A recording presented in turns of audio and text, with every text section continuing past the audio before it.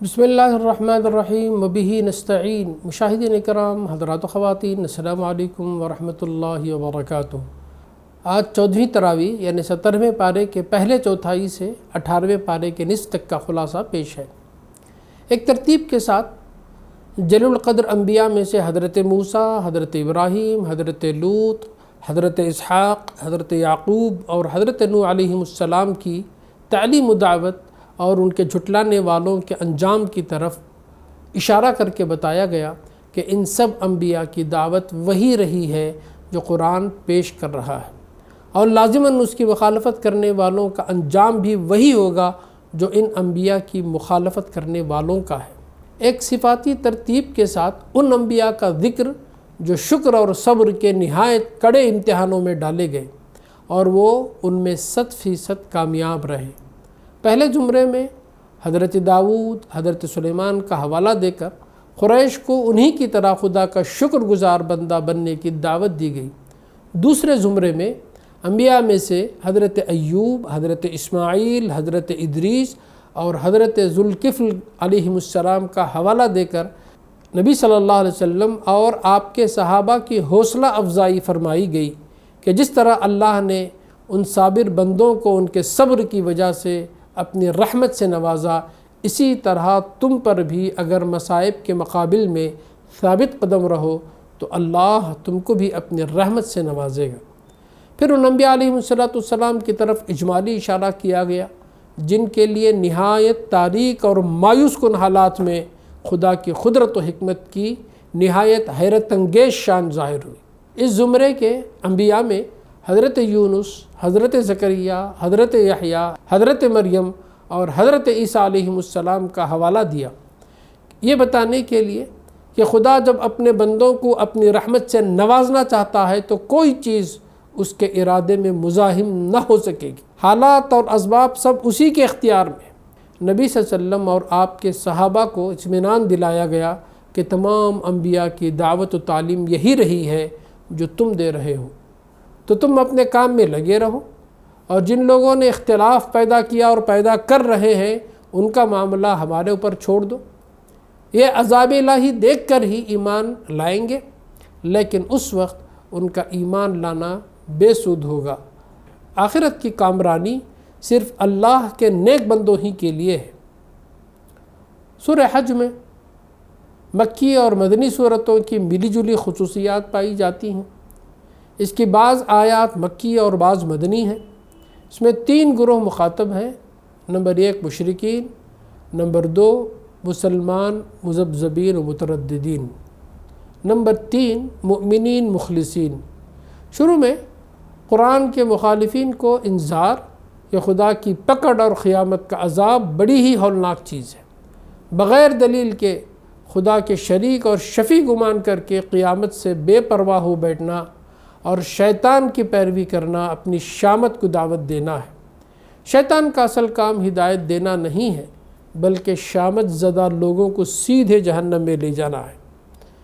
انسان کی خلقت اور زمین کے خشک اور بے آب و گیا ہونے کے بعد زندہ ہونے کو معاد پر بطور دلیل پیش کر کے یہ واضح کیا گیا کہ جو لوگ قیامت کے باب میں شک میں پڑے ہوئے ہیں وہ نہ خود اپنی خلقت کی نوعیت اور اس کے حکمتوں پر غور کر رہے ہیں اور نہ اس کائنات کے روزمرہ مشاہدات پر آنکھیں کھول کر سبق لے رہے ہیں۔ قیامت کا آنا خدا کی صفات کا ایک لازمی نتیجہ ہے۔ اس امر کی وضاحت کہ شرک کے ساتھ خدا کی بندگی کا دعویٰ ایک بے فائدہ دعویٰ ہے۔ جو لوگ محض اپنی ظاہری منفعت ہی کی حد تک خدا کی بندگی کرنا چاہتے ہیں وہ اس راہ کے کسی امتحان میں کھرے اترنے والے نہیں ہیں۔ خدا کے ہاں ایسے منافقین دنیا و آخرت میں خسارہ اٹھانے والے ہیں، اور ایسے لوگ خدا کو چھوڑ کر اپنی منفعت کی خاطر جن کی طرف بھاگتے ہیں ان کا ضرر ان کی منفعت سے قریب تر ہے۔ نافع اور ضار صرف اللہ تعالیٰ ہی ہے۔ مسلمانوں کو تسلی اور تمام مخالف اسلام فرقوں اور گروہوں کو آگاہی کہ ہر ایک کا رویہ خدا کی نظر میں ہے، کسی کا کوئی قول و فعل بھی اس سے مخفی نہیں ہے۔ بالآخر سب ایک دن اللہ کی عدالت میں پیش ہوں گے۔ پھر اللہ ان کے درمیان جنت و جہنم کا فیصلہ کرے گا۔ اصل ملت ابراہیم اور بیت اللہ کے مقصد تعمیر کی وضاحت، دوسرے شعائر اور مناسک کی اصل روح کی طرف توجہ دلائی گئی تاکہ وراثت ابراہیمی کے یہ مدعی اپنا جائزہ لے کہ حضرت ابراہیم علیہ السلام کیا تعلیم دے گئے تھے اور انہوں نے اس تعلیم کو کس طرح مس کیا، اور آج اللہ کے ان بندوں کو جو ملت ابراہیم علیہ السلام کا احیاء کر رہے ہیں اس گھر سے نکالنے پر تلے ہیں۔ اس کے بعد مسلمانوں کو اس ظلم کے خلاف تلوار اٹھانے کی اجازت دی جا رہی ہے جو ان پر کیا گیا تھا اور کیا جا رہا ہے۔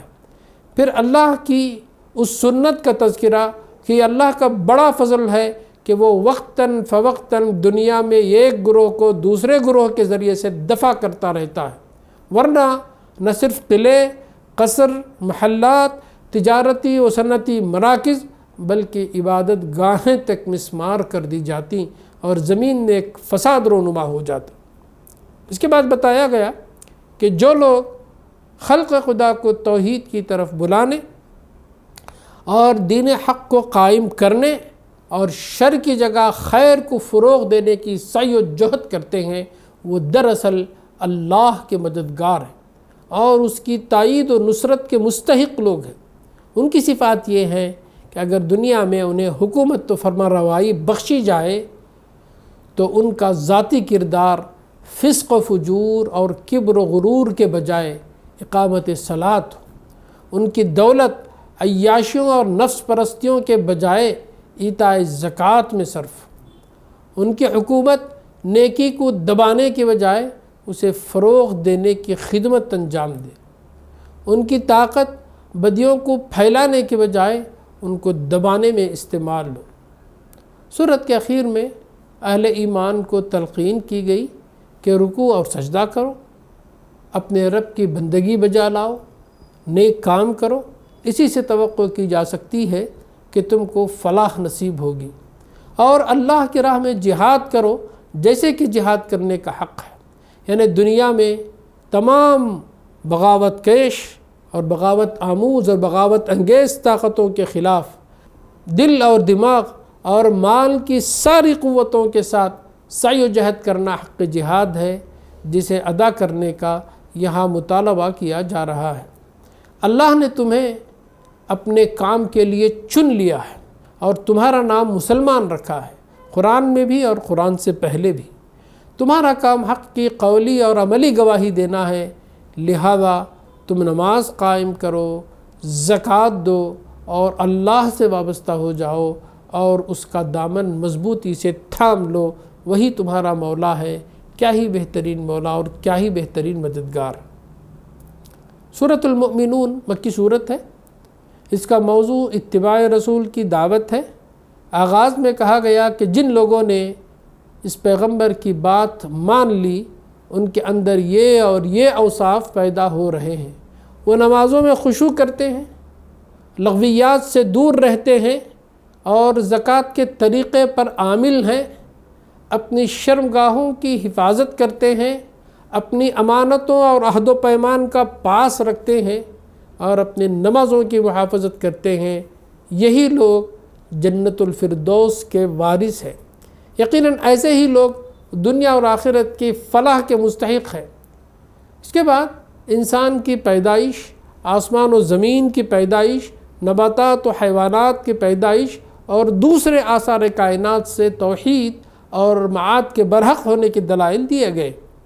پھر انبیاء علیہ السلام اور ان کی امتوں کے قصے بیان کر کے چند باتیں سامعین کو سمجھائی گئی۔ نمبر 1، آج تم لوگ محمد صلی اللہ علیہ وسلم کی دعوت پر جو شبہات اور اعتراضات کر رہے ہو وہ کچھ نئے نہیں ہیں، پچھلے انبیاء کی امتوں نے بھی اسی طرح سے کیا۔ کیا اعتراضات کرنے والے برحق تھے یہ انبیاء؟ نمبر 2، توحید و آخرت کی متعلق یہی تعلیم ہر زمانے کے انبیاء نے دی ہے۔ نمبر 3، جن قوموں نے انبیاء کی بات سن کر نہ دی وہ آخرکار تباہ ہو کر رہیں۔ نمبر 4، خدا کی طرف سے ہر زمانے میں ایک ہی دین آتا رہا ہے اور تمام انبیاء ایک ہی امت کے لوگ تھے۔ اس دین واحد کے سوا جو مختلف مذاہب تم لوگ دنیا میں دیکھ رہے ہو یہ سب لوگوں کے من گھڑت مذاہب ہیں۔ ان قصوں کے بعد لوگوں کو یہ بتایا گیا کہ اصل چیز جس پر خدا کے ہاں محبوب یا مغضوب ہونے کا مدار ہے وہ آدمی کا ایمان اور اس کی خدا ترسی اور راست بازی ہے۔ خاتمے پر مخالفین حق کو آخرت کی بازپر سے ڈرایا گیا۔ سورہ نور مدنی صورت ہے۔ زنا کے جرم کی سزا کا بیان، یعنی غیر شادی شدہ مرد ہو یا عورت اسے 100 کوڑے لگوائے جائیں، اور مسلمانوں کے لیے کسی زانیہ یا مشرکہ سے اور کسی مؤمنہ کے لیے کسی زانی یا مشرک سے نکاح کی ممانعت۔ پھر قذف یعنی بہتان تراشی کی سزا، یعنی کوئی کسی پاک دامن عفیفہ پر تہمت لگائے اور 4 گواہ پیش نہ کر سکے تو اسے 80 کوڑے لگوائے جائیں گے، اور اس کی گواہی کبھی قبول نہ کی جائے گی الا یہ کہ وہ توبہ اور اصلاح کر لے تو اس کی گواہی قبول کی جائے گی، البتہ حد ساقط نہ ہوگی۔ اور کوئی شخص اپنی بیوی پر زنا کا الزام لگائے اور اپنے الزام کو ثابت کرنے کے لیے شریعت کی مطلوبہ شہادت پیش نہ کر سکے تو اس کا فیصلہ فریقین کی قسم پر ہوگا۔ اس قسم کے طریقے کی وضاحت، جسے اصطلاح میں لعان کہا جاتا ہے، واقعہ افک کی طرف اجمالی اشارہ اور اس کے تعلق سے ان رخنوں کا سد باب جو معاشرے کی تباہی کا سبب ہو سکتے تھے۔ مؤمنوں اور مؤمنات سے حسن ظن رکھنے اور کسی بھی افواہ اور پروپیگنڈے پر بغیر تحقیق کے کان نہ دھرنے اور زبان نہ کھولنے کی تاکید، اور اسلامی معاشرے میں بیہودہ باتیں پھیلانے والوں کو دنیا و آخرت میں دردناک سزا کی وعید سنائی گئی۔ وآخر دعوانا الحمدللہ رب العالمین۔